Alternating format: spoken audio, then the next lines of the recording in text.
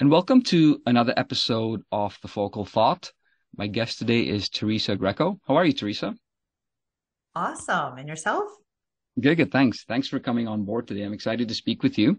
Teresa, you are a certification life coach specialist in the realm of happiness and spirituality. You do provide coaching services. You do Reiki healing and channeling, and you are a educational technologies consultant, and you also do some freelance writing and editing with the work that you do. So welcome aboard the episode today. Thank you so much for having me. So my first question I wanted to ask you, what is your definition of happiness? True happiness is a state of being. So we've been taught to believe that happiness is a state of mind where we think positively about our lives and ourselves and about things that are going on, that we can choose to have happy thoughts, and that also can contribute to our happiness, or that happiness is a transient emotion that we feel when things are going well in our life, when we're enjoying ourselves in a particular activity or with certain people, then we feel very happy. But then what happens when things go wrong and things start to go astray? Then that sense of happiness is gone. And so that is more pleasure than it is what true happiness is.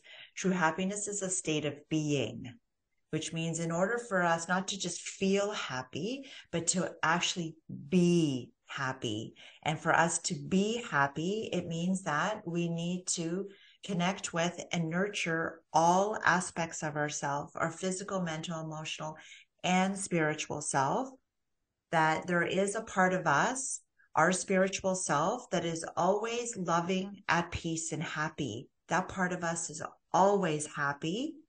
So it is a matter of aligning the other aspects of ourself to the part of us that is always happy. So it's the same thing with peace.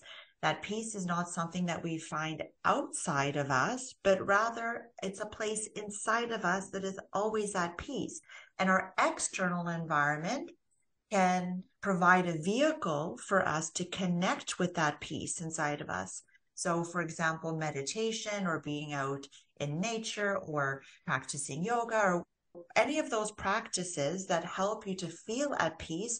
It's not the yoga center or the meditation center that's providing that peace. It is just a vehicle for you to connect to that place. And so happiness is exactly the same thing, that it is more than just an emotion that we feel. It is more than just thinking happy things. It is more than just our body. When we feel happy, we feel energetic, we feel a sense of like vibration running through us. We feel excited, all of that. But that is only one aspect of ourselves. So it is, as I said, true inner happiness is about aligning all aspects to that part of us that is always happy. Got it. And I like earlier on, you made a distinction between pleasure and happiness, right? Because too often we might Yes. get distracted with pleasure, which is, short-term bursts of, mini versions of happiness. Yes. But then true happiness is like you're saying, when you align yourself to who you really are, which is your spiritual self, then everything is attuned towards happiness, right? It's more Yes. sustainable that way. And when you know that there's a place inside of you that is always happy. And so then it is just a matter of bringing those other aspects of yourself to that place. And so I felt that when I realized this, that it's like a huge weight can be taken off your shoulders, because now you no longer need to search for happiness outside of yourselves, in your possessions, in your positions, your titles, degrees, relationships, and experiences. Those are all the places that we're conditioned to believe that happiness resides. That we say things like, oh, until I buy that sports car, then I'll be happy. Or that designer purse, then I'll be happy. Or when I go on that vacation, then I'll be happy. When I find that perfect person, I'll be happy. When I earn my degree, I'll be happy. When I finally become a doctor in my practice, I'll be happy. So lots of different things we've been taught to attribute our happiness to those areas that I mentioned. But when you know that there's a place within you that is always happy, then you don't need to earn happiness. You don't need to buy happiness. You don't need to achieve happiness. You don't need to do anything to be happy. It is a matter of really coming home to who you are. Happiness is coming home to yourself. And so then it just, as I said, it takes a huge weight off your shoulders, because it's like, oh, wow, here I have been, striving and searching for and looking for happiness my whole life. Meanwhile, it was inside me this whole time. And so therefore it's like, okay, now what steps do I need to take in order to align the other aspects of myself and my life to that happiness that is ready, always ready inside of you to feel? Got it. It's almost like the fable of that story, the richest man of Babylon, who went out searching for riches, only to find out that, at the end it was in his own backyard. Mhm, mhm. Um, do you think that in order to appreciate happiness, we have to know the opposite, which is sadness? Because I tend to think of children. Children are, naturally happy. They're always laughing and playing. And even early on, when you make, sort of scary faces to children, they actually laugh at that, right? They haven't been conditioned to feel fear until, much later on.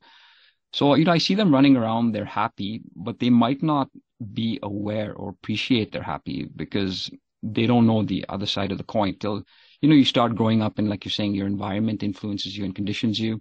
So certain experiences might happen to them where now they get into, the emotions of sadness and anger and etc.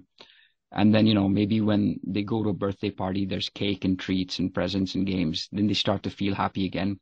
And then now you can sort of, gauge both sides. Okay, this is sadness. This is happiness. I really like happiness. I can appreciate it more. Do you have any thoughts on that? Thank you so much for saying all of that, because I say exactly the same thing, that children are that example of that love, peace, and happiness that we are, and that it is really a matter of coming back to that place, that until we become conditioned, that around the age of 6 is when we start to be more aware of the outside world, and it's like we lose that connection to who we are. And then, you provided the birthday party experience, which it is these things that I feel like the world gets its claws into us and then starts to have us feel a whole host of other emotions that are not so pleasurable. And so because we live in a world of duality, that, good and bad, right and wrong, happy, not happy, all of that, that it is through the duality that we are able to use that as a compass. So I say that happiness is a compass, that when we feel happy, we know that we are on path and we are on purpose, having the life that we really came here to live. And that when we feel the opposite emotions that don't feel so pleasurable, is that those are also signs for us that are supposed to be telling us we're not on path. And so, yes, we do need to experience those other emotions, but it's important for us to remember that the truth of who we are is love, peace, and happiness. And so we don't have to unpack our bags and stay in those negative emotions, that we should allow ourselves to experience those, because on a soul level, we did come here to experience other emotions, because when we're on the other side, let's say, it is only love. And it is only bliss, and it is only feeling good all the time. So it's like we come here to say, well, I'd like to have a period of time where I have the opportunity to experience anger and frustration and fear and sadness and all of the negative feeling emotions where we don't feel that good. But again, we have to say, this opportunity has, whatever it might be, whether it's, you're grieving over the death or the loss of something, whatever that is, to say, okay, I'm going to allow myself to fully feel the emotions that this situation is giving me to feel, instead of, trying to put it under the rug or hiding in a closet, or, or stuffing and tucking it down because, oh no, I don't have time for this, or, oh no, I'm a man, I'm not supposed to feel sad in this, and cry in this situation. No, we should allow ourselves to feel into that. but then say, now I'm going to take the steps that I need to bring me back to who I really am, which is again that love, peace, and happiness. Got it. No, that makes sense. And really, when we speak of these other emotions like anger and sadness, they're not bad emotions. Again, it's like a compass, like you're saying, right? They're just pointing towards where you're currently at, and you can make that decision where you want to go based on those. Because things like adversity, I don't think very many people built adversity because of happiness, right? Because if you're happy, you really don't care about other things. You're content. But if you've had these negative situations or these anger situations or sad situations or grief, it's at that point where you learn about the other aspects of life, and we're getting into appreciation of the other aspects of life as well, right? Yes, absolutely. That adversity and challenge and hardship allows us to learn more about ourselves. So again, we on a soul level, our higher selves has orchestrated situations where it's going to force us to learn things about ourselves that situation is going to allow us to learn. So whether that be patience, whether it be stamina, resilience, as you mentioned, a strength and courage and bravery within us that we didn't know existed. They're like gifts inside of us that we didn't know we had until that experience allowed us to learn that we actually had that those situations are not there to kill us. They're not there to pummel us and then force us into depression or force us into our homes where we never come out. It is there that we're supposed to say, I have what it takes within me to surpass this situation and come back on top. The universe will never bring you anything that you can't come out on top of. Never. So even when it feels so bad and so hard, you have to know that you inside of you have what it takes to supersede this situation, to be a victor rather than a victim. You have what it takes. You just have to dig deep inside of you to find that. And that when I talk to coaches that specialize in trauma, a lot of times they've had trauma in their life that I'm like, oh my God, I don't know how they were able to get to where they are today and to even be able to help other people having overcome the challenges that they've had to live through. And they will say to you that they would not have changed anything. And I'm like, oh my God, that, the amount of hardship that they had to overcome and to live through, I'm like, I feel like that would have killed me. But as I said, we are always given situations that we can overcome. So when we know that about ourselves, then we can say, okay, I have what it takes within me to do this. What Correct. is that? And then that's what the opportunity allows us to learn. It's amazing when you can look at adversity from that angle. It is a totally different experience. No, you're totally right, because the natural reflex for a person, when adversity does strike, is to get into the victim mode and, why me? Life is not fair. Look at other people. We start comparing ourselves. But then if we can approach it from this, not happy point of view, but more sort of positive point of view, try to see the opportunity in it, then we can sort of grow from that experience, right? Like, I mean, I live in Canada and it snows in Canada. And sometimes, especially this year, it snows a lot. And you can't really get angry at the snow, right? You just have to deal with it, shovel it off, and get back to, the work that you're doing. I can't say, why me? Why is it snowing so much kind of thing, right? Um, you just have to deal with it. And if you And deal with finding this, you will grow beauty from it. and finding the beauty in it too. That to say, when you talk about the snow, I can appreciate what you're saying because I'm also from Toronto, Canada, and there was one day that we had a huge dumping, and I'm like, oh no, it's like it's just so hard to drive in, and all the shoveling, and oh, And then I managed to get myself to the gym. And then the instructor started talking about how, oh, it was so beautiful. And look at the sunshine and then look at the trees. And I was like, oh my God, it is. It's literally a winter wonderland out there that I hadn't been focusing on.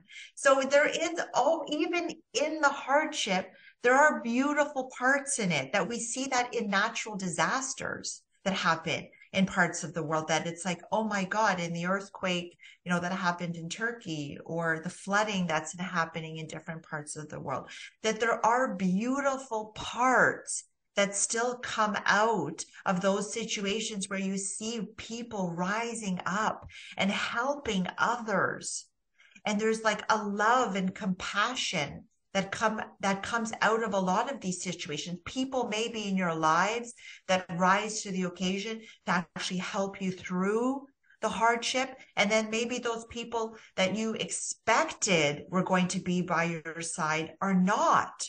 And that allows you to really weed through those people who are not the true friends and actually don't really love you, but hang around because maybe you're fun, maybe you have money, maybe you have lots of different things. And that these situations can actually help you realize who those people are that really have your back, who really love you. So there is really always a silver lining, even in the hardship. We just have to look for that. Correct. And like they say, it's only when it's night outside that you can see the beauty of the stars, right? Mm-hmm. Yes, beautiful. With happiness, like a good friend of mine once said, even moderation in moderation. So I would imagine with pursuing happiness, you don't want to get addicted to happiness as well, right? I mean, I'm currently in a state where I'm trying to navigate through a dopamine detox. And what I'm doing is, those things that provide a very high stimulation of dopamine, I'm trying not to get addicted to it. In fact, I'm trying to do the hard things and make the hard things my dopamine, just sort of, flip the script. So with happiness also, it's like, the child chasing the balloon on the hill. You don't want to keep always pursuing happiness, then you might lose track of your goal and again, maybe get too addicted to always being happy so that when adversity hits, you don't want to deal with the challenges. Do you have any thoughts on that or? Yeah, that's a very interesting, interesting idea. And it reminded me of a study that was done where the researcher asked people that if they could take a pill, a happiness pill, that would allow them to be happy all the time and never feel any of the other emotions that we feel here as part of this human experience. And I say that because I believe that I'm a spiritual being having a human experience. So I believe that I am that first in a human body, having the experience that me being in 3D form provides me with every single day. And so, back to this pill, that people were offered this opportunity that if you could take this, you would always be on cloud nine and never feeling any of the other things that comes along with the human experience. And ironically, they chose not to have the happy pill. Oh, That in many cases, we like to have the fluctuations of emotions that we feel. Now, I think that the human experience is that it is one that is constantly pulling us away from the truth of who we are. Every day it pulls us away because there are things outside of our control that are happening all around, our inner circles, as well as the wider outer circle of, our country and what's happening to the planet at large. And so it causes us to feel a whole host of emotions, almost like a roller coaster. Now, to go back to your question, is that what you want to do is not feel a roller coaster of emotions where you are highs and then extreme lows, right? So if you could picture that of like this up and down wave, where people are at the very top and feeling like super, super amazing. And maybe, they're feeling so good because it was chemically induced, let's say, and it's like, yeah, I feel so good. I could oh, this is amazing. And then they come off that substance, let's say, or that situation that's provided that very extreme high. And now they're at the very bottom of that roller coaster. And now they're like, oh no, this is awful. And now it's like, okay, now what can I do to get myself back to feeling good? And so that is where you don't want to be, that you're having these extremes of emotions where you're constantly up and down, but rather where if you are feeling good, that love, peace, gratitude, that those are all high vibrational emotions. And that when we feel those, physiologically, our body is like a pharmacy. And that when you were talking about dopamine, that we have about 1,400 biochemicals that are actually released in the body when we practice gratitude, for example. And so there are other situations that provide us with good feeling emotions. And physiologically, we have hormones that are released into the body that allow us to feel physically well when those hormones are elicited. Now, if we keep ourselves in that high vibrational state, that when something happens, like we're stuck in traffic, or, we've had an argument with a coworker, or we come home and our kids are like, running all over the place and our house is in chaos. So where we might have a dip of emotion, but that we're like, it's okay, I'm going to get myself back up. And so that's why it's important for us to have what I call a happiness toolkit, because as soon as we might feel a little dip in our vibration, we can immediately turn to those things that help us to feel good. So you're stuck in traffic and now you're frustrated because, oh no, this drive is now going to take, an hour instead of the half an hour it's supposed to take. I'm like, oh, it's fine. I get to turn on my podcast and listen to the book that I now get to listen to because I have another half an hour of time. Or you're at the airport and your flight's been delayed. Oh, that's okay, because now I get to have more time reading the book that I've packed in my bag to read. Or I'm able to have a conversation with a friend that I didn't have time for before. Or that there really is a plus side to every situation that could have thrown us off. But if we turn to our happiness toolkit, I can now listen to that playlist of songs that makes me feel so good. Or I can, whatever those activities might be, that that you can turn to those things to immediately bring you back up to you feeling good. Got it. And this toolkit that you speak of, love, peace, gratitude, etc. This is not something that is on autopilot. I imagine you'd have to, forcibly work at this every day and be conscious about that and know when to attune to these categories, right?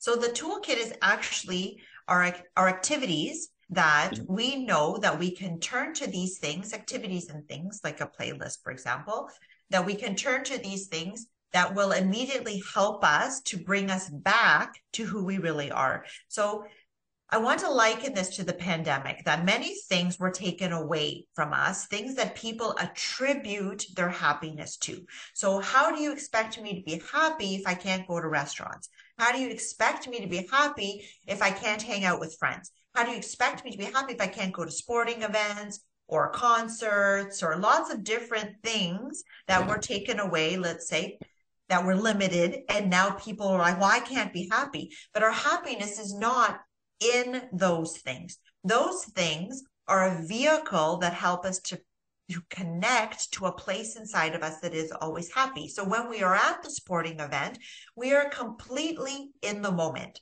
When we are at a restaurant and we're having a good time and enjoying the food and the company and the music and the ambiance, we are completely present and in the moment. That happiness is found in the now. It is found here, always here. But we are often distracted, that we're thinking about what we have to do later, or we're focused on the past with things that didn't work out and our regrets and our shame and all the other stuff that holds us back. So when we are in the present moment, we are feeling so good. As I want to say again, that it is not the sporting event that is making you happy. The sporting event is calling you to the present moment where you're not focused on your problems and your stress, but you are focused on what's happening now, which is where we can always bring our attention to the present moment. And so our happiness toolkit, the things that are in the toolkit, are those things that bring us back to the present moment. So whether it's dancing, whether it's cooking, whether it's drawing, whether it's journaling, whether it's meditating, whether it's being out in nature, whether it's playing with your dog, your kids, it's on and on and on. And so we need to be consciously aware of those things that can help bring us back to who we really are. So that's what gets placed into our happiness toolkit, so that we can turn to those things in those moments that we may be feeling other emotions that are not that pleasurable, and say, I'm going to turn to that. I have a playlist on my phone that's called my feel good songs, that I know as soon as I start to put those songs on, all of a sudden I'm like, oh yeah, oh yeah.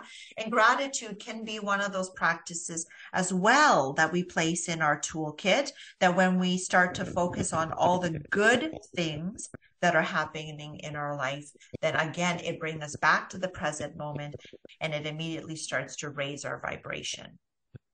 Got it. And that's important that you mentioned toolkit, and you also mentioned it's a vehicle, because, we should not think that these things are happiness, but they are, a route to experiencing our happiness, right? Bringing ourselves to the present moment. Is it possible to bypass the toolkit and just connect with yourself in the present moment? Then you might not need, these tools if maybe you don't have them at your disposal for any reason. Absolutely. Because all of this is found always within us, but we're conditioned to look without us or to the external for things, that we're always busying ourselves, that we're more human doings than we are human beings. And human beings requires that we just be here now, doing nothing. That it is actually in those moments when I'm in complete silence, where I can feel the truth of who I really am. And that when you can steady your mind enough, not even using a mantra, not even using music, not even using the candles and the incense, or, all these other things that we think that we need, as you said, the toolkit of things that we need to bring us back to who we are. But it is in that moment of complete stillness, where maybe you are just focusing on your breath, that your breath is that first indicator of life, that as soon as we come into this world and we are born, we take that first breath.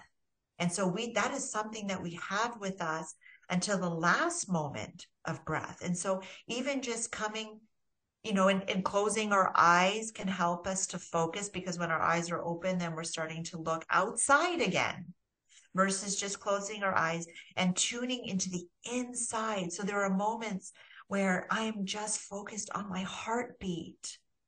And I'm like, oh my God, the rhythm of my heartbeat is so beautiful. And even just like the inhale and exhale for me sounds like the ocean, the times that I've been by water, where it's just the waves in and out, and your breath sounds exactly like that.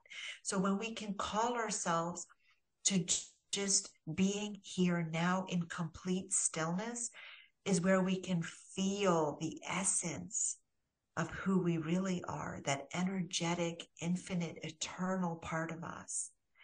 And so that is where we really want to get to. We don't need anything other than just us. Sure. And, once again, I don't mean to discount the toolkit, because, it's a stepping stone, right? To graduating to this way of sort of doing it. And, you mentioned the pandemic, and one of the nice things about the pandemic was we couldn't go outside, but we could definitely go inside, right? I mean, it forced me to do that. And, new beginnings came because of that. I got more in touch with myself. A lot of people got more in touch with their family because they were forced to stay home. So going inside, it allowed us to do that, which was good, because again, we were distracted for so long that we were always going out, right? To restaurants, to events with friends. We weren't really focused. This kind of forced everyone to stay inside and get to know yourself better. Yes. And even closer to certain relationships that we might have been avoiding, right? Because we go out, as you said, to work for so many hours a day, and then events and networking and all these other things. And now it's like, what? You expect me to be at home with my kids and my partner, who maybe I really don't like that much.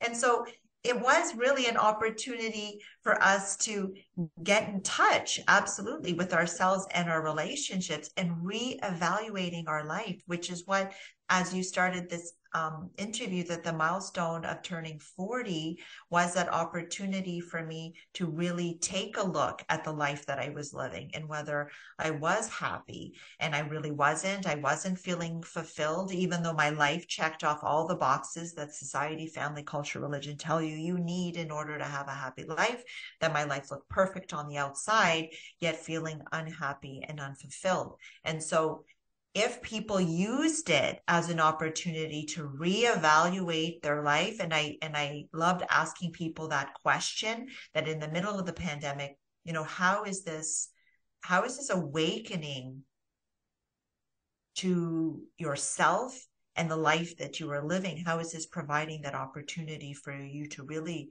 take a step back and reevaluate? And I hope that people did, so that when they come out into, what they're calling the new normal, which I also hate that term, in the new world, that they came out into this new world as new people, and hopefully making changes that is going to really guide them more towards the life that they really came here to live. We really came here to live happy lives. We didn't come here to be miserable and upset. We came here to be happy. And so what steps can you take that will bring you back to that happiness? No, that's great. That's amazing. Once again, thank you for coming on the podcast and explaining and, sharing us your thoughts on happiness. And if people want to get in touch with you and find out more about your work and the work that you do with happiness and spirituality, what's the best way for them to reach you? Thank you. So I have a couple different ways. Definitely my website, which is teresagreco.ca. That's Teresa with no H. So teresagreco.ca. You can also check me out on Instagram. It's Teresa Greco _steps to happiness. I'm on Facebook, Steps to Happiness with Teresa Greco. And I have a wonderful internet TV show called The Steps to Happiness with Teresa Greco that airs weekly on Soul Livity TV, which you can find at soullivity.com. It's also on my YouTube channel, which is at Teresa Greco, Steps to Happiness. So there is where we talk about, I have various guests that I bring on the show, and we talk about the different ways that we can connect with and nurture all aspects of ourselves so that we can live the happy lives that we came here to live. No, that's great. And I'll put all of those in the show notes as well, so people have that. Thank you. Thanks again, and I wish you well. Thank you. Same to you.